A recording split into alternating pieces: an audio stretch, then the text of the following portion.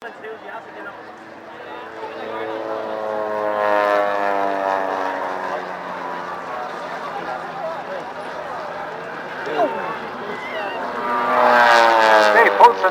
flying an RAF fighter at 14 at the start of his flying career, and he helped fix aircraft at his local flying club, so he had a pilot's license before he could legally drive a car. Funny enough, that was the same for me. Dave holds a class rating instructor's qualification now, and Rich was a qualified aircraft engineer.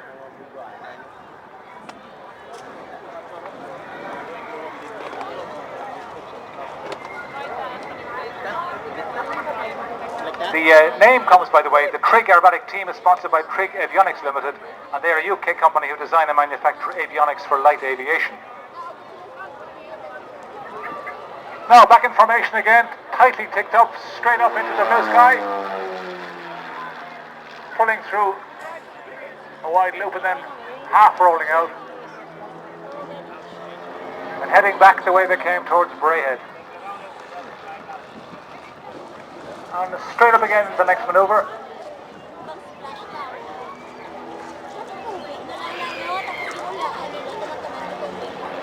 Just one series of fluid manoeuvres into the next, and changing formation from time to time. Very much like the old barnstormers of years ago, wasn't it too? Indeed. This takes a skill that really has to be practiced, as I mentioned before. But what is nice about this is they're fluid. They're right in front of the crowd all of the time. They don't go very far. And yet they're not slow. Natural position. That's a fabulous photograph now. That's the mirror pass. And how close they are. Oh, less than 6 feet apart. Look at that. I don't think I'd like a propeller that close to my head, would you? Nope.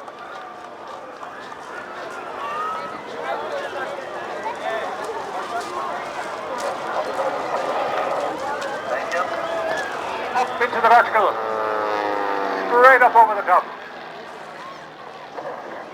and half rolling away. The brake is nice.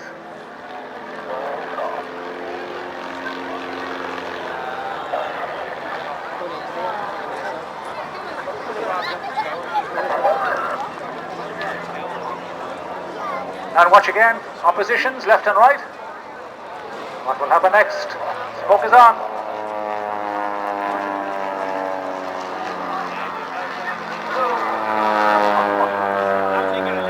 You can clearly see the words Trig Trig on top of the wings, which I hadn't noticed before.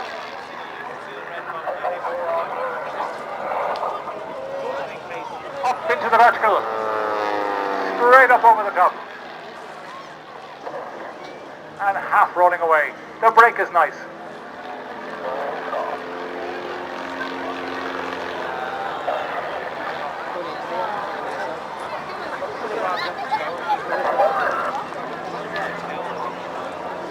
And watch again, oppositions left and right.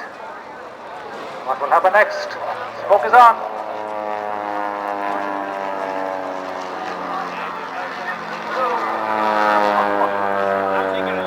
You can clearly see the words Trig Trig on top of the wings, which I hadn't noticed before.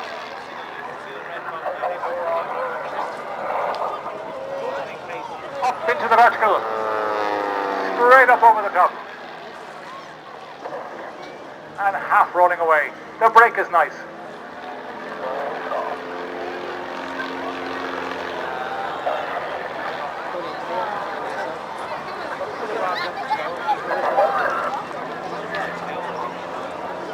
And watch again, oppositions left and right. What will happen next? Smoke is on.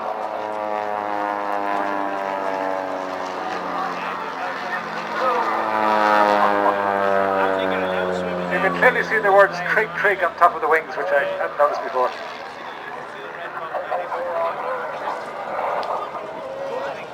Up into the vertical, straight up over the top, and half rolling away. The brake is nice.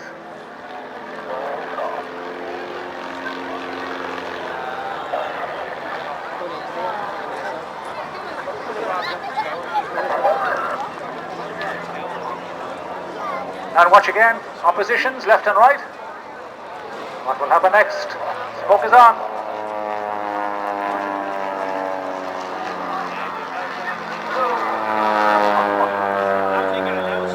can clearly see the words Trig Trig on top of the wings, which I hadn't noticed before.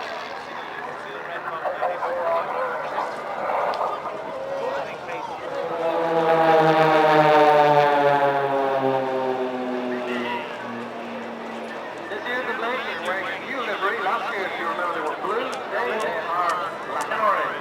There's the orange wings. They blend into a black solution. Very nice. Ribbon diagram. We're going to go through that whole thing for you. Now, the aircraft we're looking at is the Extra 300. That's an unlimited aerobatic aircraft which can carry 2 people and pilot students, pilot who's brake. At 300 braking horsepower, piston engine. Its wingspan is 3 meters across and the look at the sun lifted off the wings as they hit that towards the cloud line. They're very pleased to get the full display at this time because, of course, sometimes the cloud comes down and they don't get it in. This is the day for the full display. We mentioned earlier on that there's so many different maneuvers, but the blades have their own one. This is called the blade brake.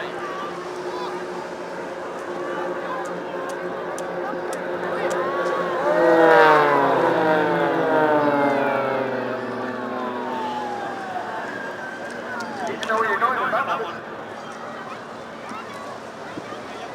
I should tell you that all these people, all the pilots are ex-red arrows. So red arrows are allegedly the world's strongest, most fabulous aerobatic display people you probably are. These people are all ex-red arrows, so they're very, very skilled at what they do. You need to watch to the left and to the right of the beach at this stage.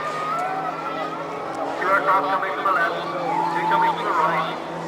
The barrel roll.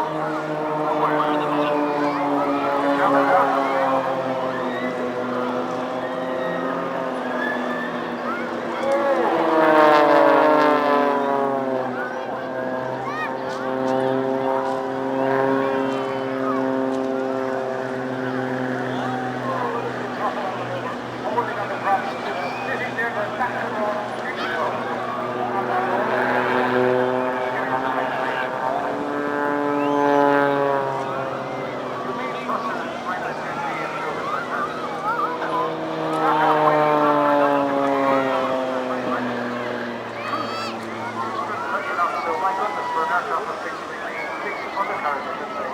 very, very fast. Watch out now, formation is reforming to some extent. Leader there, down first.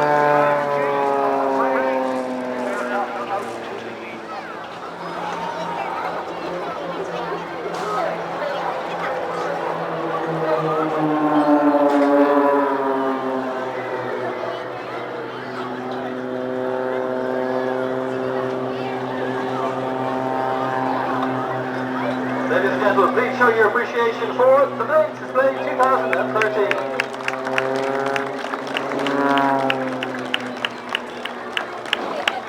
I'd like to Mark, Andy, Ian and Andy as they head off back to the UK today. You're watching over 30,000 flying hours of experience there, ladies and gentlemen, and very much worth it. One last thing for you today, we're going to get a finale from Sbach. So Mark Petrey has taken the aircraft back to a minimum flying speed, which he tells us is about 90-95 knots. Listen to the engine scream.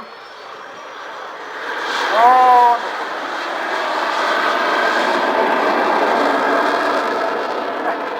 that's incredibly noisy considering it's not an afterburner type of aircraft. It's a first generation Rolls-Royce Viper jet, so it's a turbojet, not a turbofan.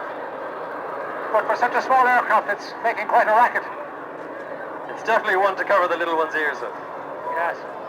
One other point, it's a 2-seater aircraft. The pilots sit side by side, and they both have ejector seats, so there's a modicum of safety should there be a problem later on. If one goes, they both have to go. That's probably true, yeah. It's remarkably agile, isn't it, for such a low-altitude aircraft? It can also fly very high. That aircraft will reach 40,000 feet and more because of its pressurization. One of the things about this particular aircraft as well, bearing in mind that it was a combat aircraft or used for that, is that the controls are very manual. There's no complex systems in it, so it could actually take a lot of fire and still make it home. Indeed, there are cables. This is the opposite of fly-by-wire. This is fly-by-cable. So Mark is working very hard now to pull the stick and the controls. He has to use his feet on the control column quite heavily. There are no hydraulics to help him. It's a physical control to pull the aircraft around the sky. That's about plus 4.5, 5 G on top of that. You have to be very, very fit. Around she comes off the top of that loop. And a wide pull out at the end. And as a treat on the Bray Air Display website, brayairdisplay.com, we put a video of Mark starting the engines of this aircraft on the ground. And you really get the idea of the amount of power that's in it. That's on the Bray Air Display website. Worth having a look at later. This aircraft type was highly successful. It was used by about 20 different air forces in different parts of the world. So it only went out of service about 12, 13 years ago. Very successful aircraft from the British Aircraft Corporation.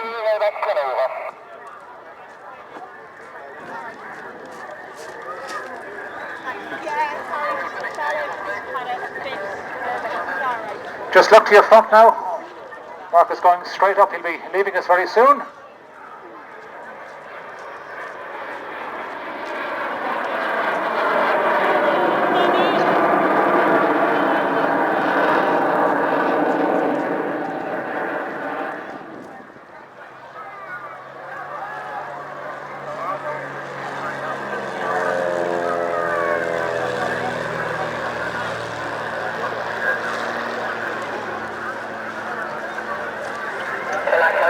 The reason aircraft have retractable undercarriages is to, well, reduce the drag and make them fly a little bit more quickly and more economically. Sometimes, depending on the speed of the aircraft, it's not worth doing. And a very quick mention just before Dave starts his performance today is there's a really fantastic version of this available on the independent.ie website, which is a flight done yesterday with one of their journalists. There he goes. He's moving so fast we can hardly keep up with him. That's Dave Bruton, all the way from Abbeyshrew, flying the Sbach 342.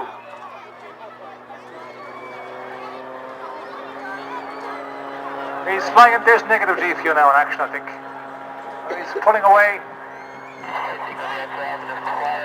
Dave is flying the Sbach 342, the first certified all-composite aerobatic aircraft ever. The aircraft arrived in Abbeyshrew from Germany in January 2012. Smoke on into the beautiful blue sky. Oh, rotating vertically upwards, taking a speed little away. What's he doing to himself? He's almost, oh, there's negative G now, about, oh, minus 1.5 or 2. Oh, I can feel it. He's going to rotate. Half a spin, round and round we go. Hard to watch. He's falling like a leaf. That, ladies and gentlemen, was a spin. 1, 2, 3.5 turns. Pulling out now, back in control. The smoke makes it so easy to follow him through the sky. Straight up, he's very fond of going vertical, isn't he? And rotating, rolling, until he comes to a stop, hanging on his propeller. What's he going to do next? Over and over he goes. Rotating out again, backwards, rolling down, speed building up, making wonderful shapes in the sky this afternoon. Pilots, when they put together a presentation like this, of course, will prepare two presentations. One for a very cloudy day, and one for today, where there's beautiful blue sky. We are so lucky because there's no need for a low-level display. We've got unlimited ceiling here. The sky is as blue as it can be. The sun is out. It's perfect for just what Dave is doing here this afternoon. I think he's enjoying himself. I should just mention that he's doing all this under the control of an engine that gives out 315 brake horsepower. And when I mentioned that the aircraft weighs just 850 kilos all up, you can see here's what we call a fantastic power-to-weight ratio. Probably he could hang on the propeller there for a while under his own steam in service over the years. There's now 5 or 6 left in service, and this is 3 of them. Every day of the week they're out on various missions, cash escorts and so forth. I haven't seen them in formation now for a couple of years, so it is wonderful to see them out here again. They're very distinctive against the blue sky. All 3 pilots are highly experienced instructors, and they're doing some fixed wing time on this aircraft from Valdomo.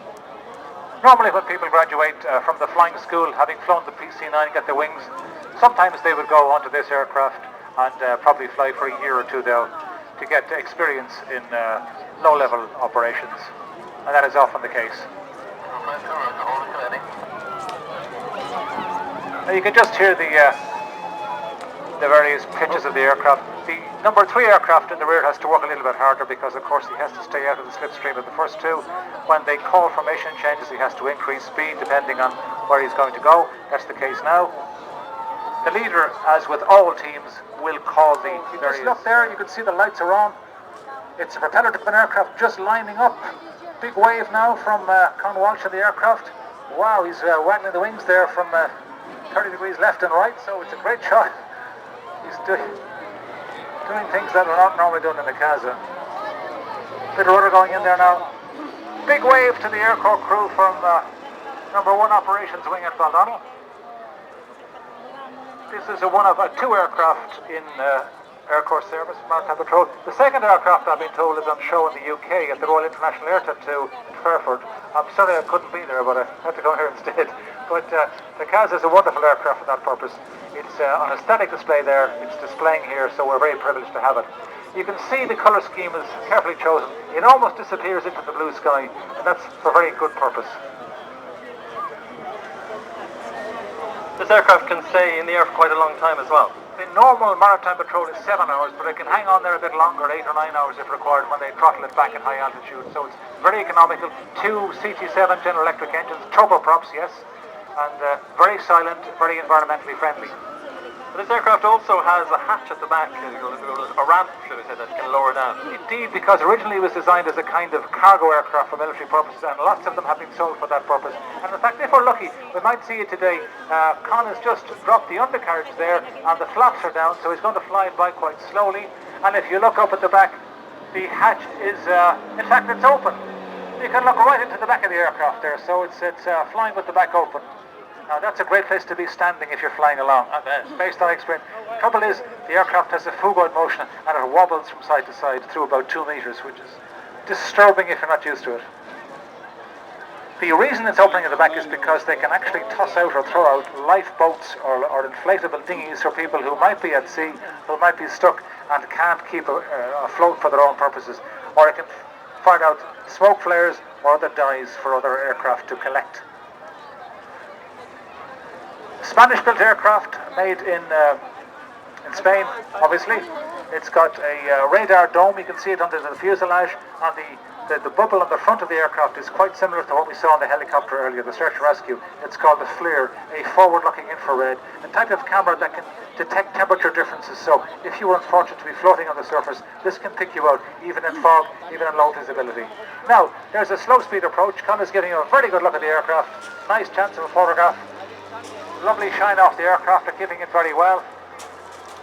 They're waving out the window. Ah, yes, indeed, we can see, that must be the co-pilot, Captain Donald Kern, is waving to the crowd because he sits in the right-hand seat.